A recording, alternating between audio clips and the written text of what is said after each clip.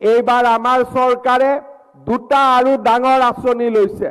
সেই দুটা আঁচনি হ'ল যে আমাৰ যিখিনি ডেকা ল'ৰা আছে, সেই ডেকা ল'ৰাই যাতে বেংকৰ পৰা লোন লোৱাৰ আগতেই, বেংকৰ পৰা লোন লোৱাৰ পিছতো ইণ্ডাষ্ট্ৰী হয়, কিন্তু বেংকৰ পৰা লোন লোৱাৰ আগতেই যাতে ব্যৱসায় আৰম্ভ কৰিব পাৰে, তাৰ বাবে অসমৰ 1 লাখ ল'ৰা ছোৱালীক আমি 2 লাখ টকাকৈ সাহায্য দিয়াৰ বাবে আমি সিদ্ধান্ত গ্ৰহণ কৰিছো। এই টকা বেংকৰ পৰা ল'ব নালাগে, চৰকাৰৰ পৰা এই টকা আমি দিম। তেওঁলোকে ব্যৱসায় কৰিব, পিছত ব্যৱসায়টো বঢ়াবৰ কাৰণে তেওঁলোকে বেংকৰ পৰা লোন ল'ব, কিন্তু প্ৰথমতে চৰকাৰৰ পৰা দিয়াৰ টকাৰে তেওঁলোকে ব্যৱসায় কৰিব পাৰিব। এইবাৰ আমি আৰু সিদ্ধান্ত লৈছো যে আমাৰ অসমত যিবিলাক পৰিয়ালৰ ৰেচন কাৰ্ড নাছিলে, যিবিলাক পৰিয়ালে বিনা পইচাত চাউল পোৱা নাই, সেই তেনে 40 লাখ ব্যক্তিক অহা আমি অক্টোবৰ মাহৰ ভিতৰত আমি ৰেচন কাৰ্ড দি দিম, যাতে অসমৰ প্ৰত্যেকটো পৰিয়ালৰ হাতত ৰেচন কাৰ্ড থাকিব পাৰে। আৰু এতিয়া অকল ৰেচন কাৰ্ডে নহয়, যদি আমাৰ হাতত ৰেচন কাৰ্ড থাকে, ৰেচন কাৰ্ড থকা ব্যক্তিয়ে হস্পিটালত বছৰি 5 লাখ টকালৈকে বিনামূলীয়া ট্ৰিটমেণ্ট কৰাৰো সুবিধা পাব। সেই সিদ্ধান্তও আমি গ্ৰহণ কৰিছো।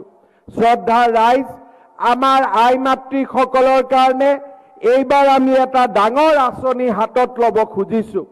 আমাৰ অসমত প্ৰায় 3,37,000 মহিলা আত্মসহায়ক গ্ৰুপ আছে।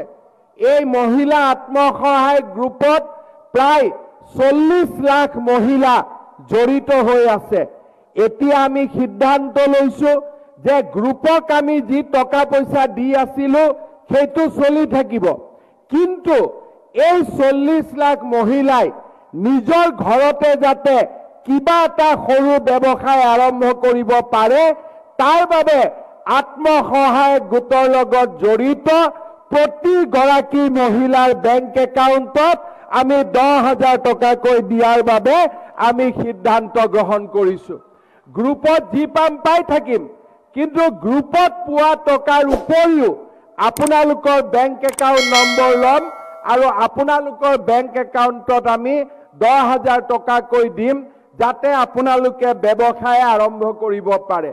যদি ব্যৱসায় ভাল কৰি আৰম্ভ হয়, বেংকে তাৰ পিছত আপোনালোকক 25,000 50,000 টকাকৈ লোন দিব, আৰু সেই লোনৰ সুদৰ দায়িত্ব আমাৰ ৰাজ্য চৰকাৰে গ্ৰহণ কৰিব।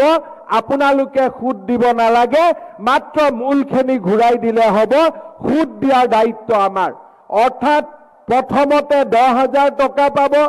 এই 10,000 টকাৰ সৎ ব্যৱহাৰ কৰিলে দ্বিতীয় বছৰত আমি বেংকৰ পৰা লোন পাম, আৰু বেংকৰ পৰা লোন পালে আমাৰ ইণ্টাৰেষ্টটো আপোনালোকে দিব নালাগে।